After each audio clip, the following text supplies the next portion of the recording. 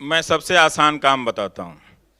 जहाँ जहाँ स्टेडियम में आपको समोसा और रसगुल्ला दे के ताली बजाने के लिए बुलाया जाता है, वहाँ वहाँ जाइए और एक प्लेकार्ड लेके जाइए कि प्लीज़ मीडिया को ज़रा इससे अलग रखिए। सिंपल, ठीक। और जिन चैनलों को आप देख रहे हैं उनको ज़रा ध्यान से देखिए, है ना।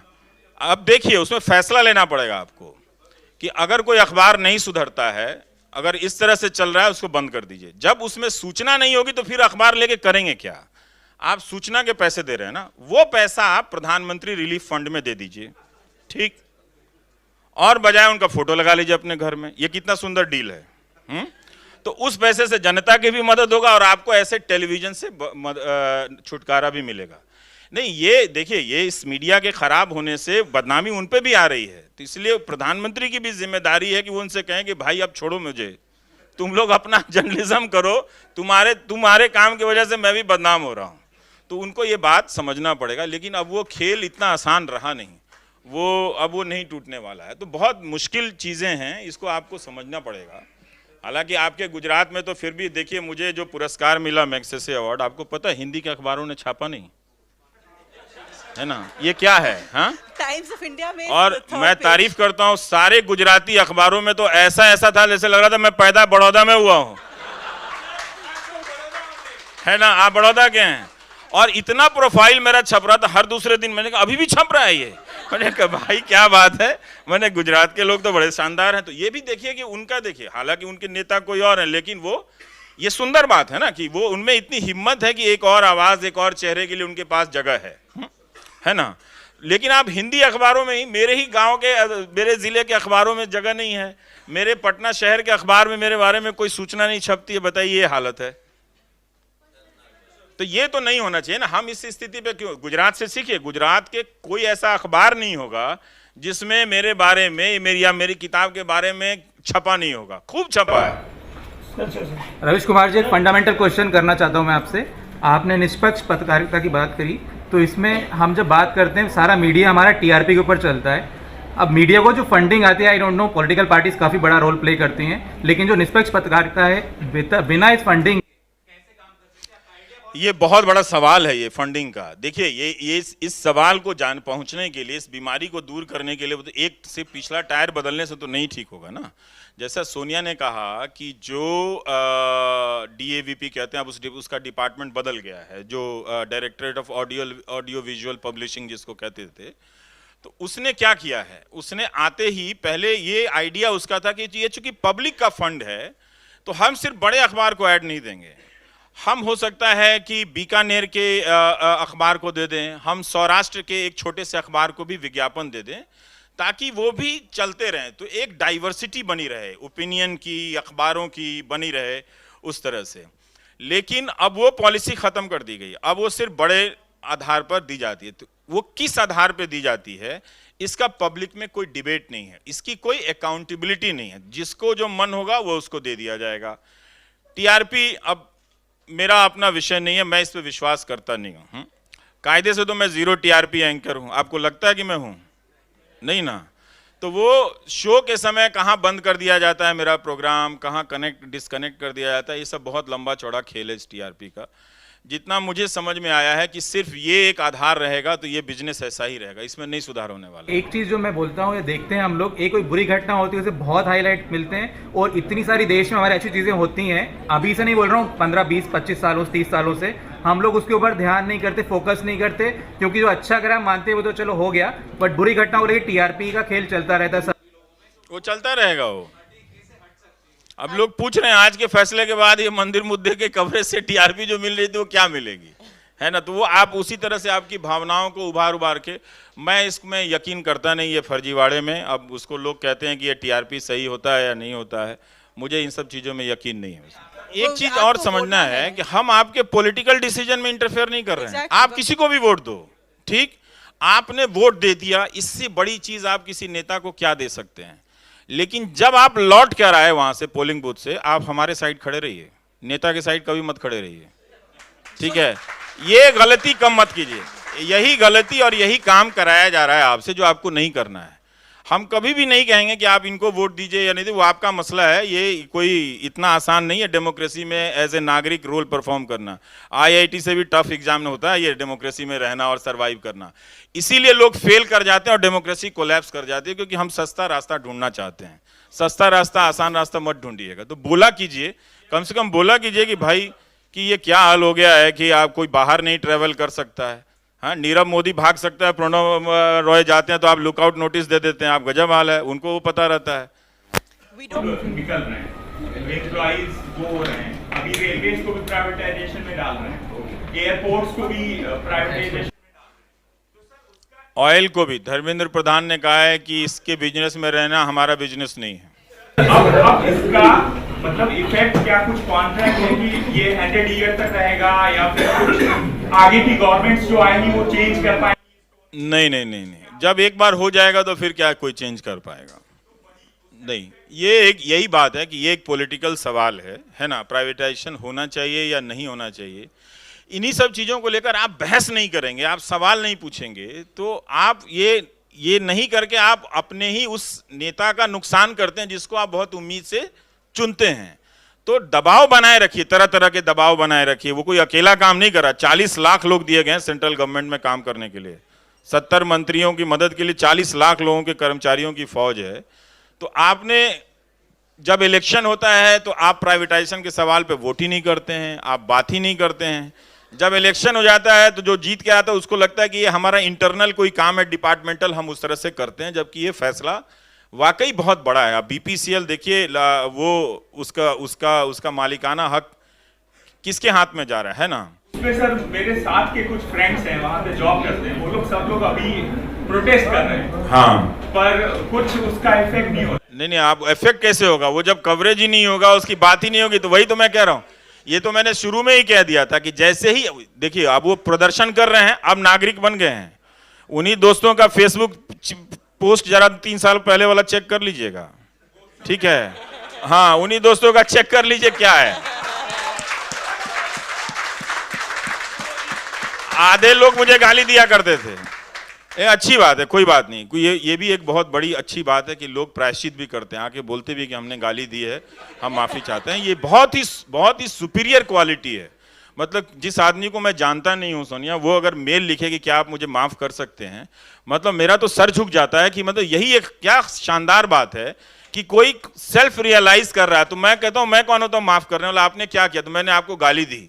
तो मैंने कहा आपने कहाँ गाली दी? ये लीजिए स्क्रीनशॉट। मैंने कहा यार ये तो बड़ा भयानक है, ये इतनी गाली क्यों दी? और ये 1-2 के लेवल पे नहीं हो रहा है, 1000 से ज्यादा तो मेरे पास स्क्रीनशॉट रखे हुए हैं इसके। तो ये बहुत सुंदर बात है। तो लेकिन जब वो आपके दोस्त लोग अब नागरिक बन रहे हैं, प्रदर्शन कर रहे हैं, सरकार को अपनी आवाज सुनाना चाहते हैं, यही बात है। फिर सरकार सही है या गलत है उस पर फैसला लेगी, लेकिन अब वो मीडिया के लिए नहीं है। लेकिन यही वो 2014 के पहले अगर वो प्रदर्शन कर रहे होते तो वहां पे 50 कैमरे लगे रहते। हम कोई खबर दिखाते हैं, वो सरकार की दुश्मनी में नहीं दिखाते हैं, हम तो उसका काम 2 सेकंड में आसान करना चाहते हैं कि आप देख लीजिए ये परेशान है ना। तो जब प्राइम टाइम में हमने नौकरी सीरीज की तो आपको पता है 1 लाख से ज्यादा लोगों को अपॉइंटमेंट लेटर मिला है। ये कोई मिनिस्टर क्लेम नहीं कर सकता है। मैं अभी गांव गया था तो एक बुजुर्ग आए और वो कहते रहे, मैं कहा आप इतनी दूर से आ रहे हैं, मेरे पास तो समय नहीं है, मैं 2 मिनट से ज्यादा मिलूंगा नहीं, और अच्छा नहीं लगता है कि आप इतना सीनियर आदमी अब आए, ये मेरे लिए बुरा लगेगा, आप मत आइए। आपने फोन से कह दिया ठीक है, वो नहीं माने, वो आए। तो मैं तो भूल गया था अपना काम करके। तो मैं पूछा कि आप आए किस लिए अंकल? तो उन्होंने कहा कि आपने सीरीज चलाई थी तो मुझे पेंशन मिला है 40,000 रुपए, और हम 90,000 लोगों को मिला है ना। तो 90,000 उनके साथियों ने कहा कि तुमको मिल के जाना है उससे, वो गांव आया हुआ है, वो दिल्ली में नहीं मिलता है, हम दिल्ली नहीं जा सकते। तो वो बेचारे अपने बेटे के साथ ड्राइव करते हुए आए थे। ये हमारा काम है, पब्लिक सर्विस का काम, और गवर्नमेंट को भी अकाउंटेबल बनाना, पब्लिक को भी अच्छा करना। वो हम नहीं कर रहे हैं तो उसका देखिए कितना नुकसान हो रहा है।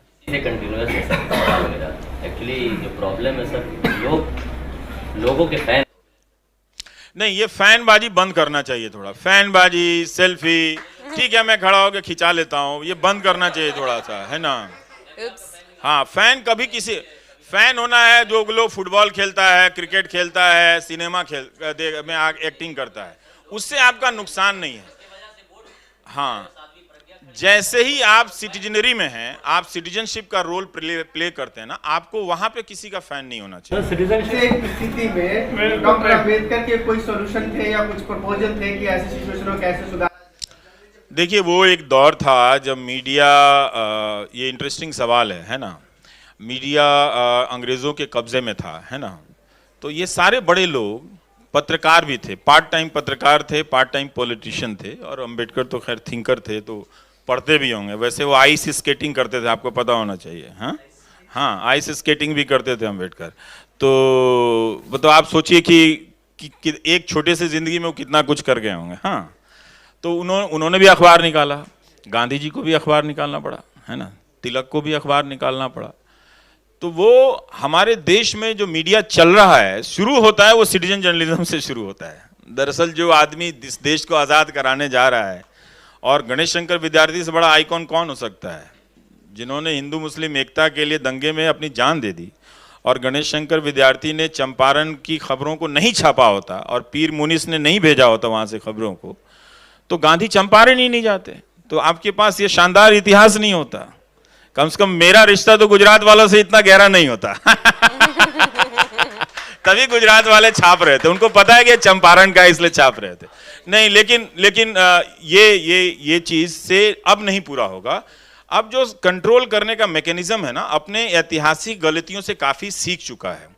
अब जो सर्विलांस जिसको हम कहते हैं, उसका दायरा, उसके टूल सब बदल चुके हैं, उसके खेल इतने बदल चुके हैं कि इसमें जो आप रिकॉर्ड कर रहे हैं, पेगासस से पता नहीं कौन सुन रहा होगा सरकार में बैठ के। तो आपको पता भी नहीं होगा, आप ही के फोन में वायरस बैठा होगा। तो अब खेल बदल गया है, तो वो अब सिर्फ सिटीजन जर्नलिस्ट होने का मामला नहीं है।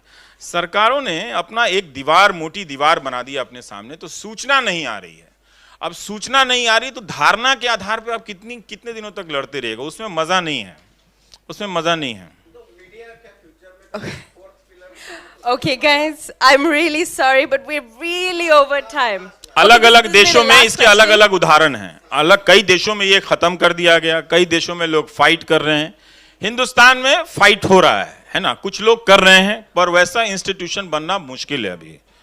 अगर वो लोगों के सपोर्ट से बन गया तो बहुत अच्छी बात है, और अगर लोगों में ये अवेयरनेस आए, हालांकि लोगों में अवेयरनेस है, लोग ये टेलीविजन चैनलों के हिंदू मुस्लिम खेल को समझ गए हैं, मगर ये सुधर नहीं रहे हैं, क्योंकि इनका फाइनेंस कहीं और से सेट है।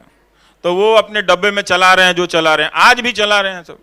वो चल रहा है, पहले प्रधानमंत्री ने कहा ये किसी की हार ना जीत है, और पीछे से चैनल का असली वाला चल गया, ये रामलला की जीत है ना, जो सुपर चल रहा था।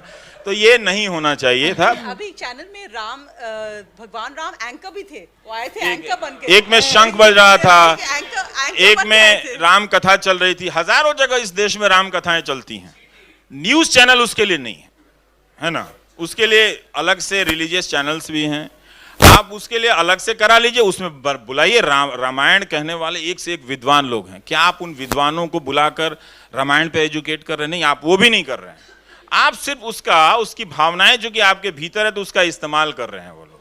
वो नहीं करना चाहिए, वो बहुत ऊंची चीज है वो सब। अगर वो रामायण महाभारत ऊंची चीज नहीं होती तो वो टेक्स्ट लोगों के जबान पे इतना साल ऐसे होता क्या स्कूल में पढ़ाया गया था? स्कूल में तो नहीं पढ़ाया गया था ना, लोगों ने उसको समझा, लगा कि उनके काम की चीज है, तो इसलिए वो पूरी जिंदगी उसको कई पीढ़ियों से लेकर आए। ये न्यूज एंकर जो जजमेंट पूरा नहीं पढ़ा होगा सब 1000 पेज का, और इस तरह के बवाल मचा रहे हैं, तो थोड़ा समझिए आप लोग। इसलिए आप लोगों की ताकत बहुत है, आप लोगों को लेकर लोग बहुत सेंसिटिव भी रहता है। एनआरआई, मैं तो अपने प्रोग्राम में कहता भी हूँ कि नॉन रेजिडेंट इंडियन को मत बताना, है ना, कि ये चीज आपको क्या सोचना है हिंदुस्तान के लिए।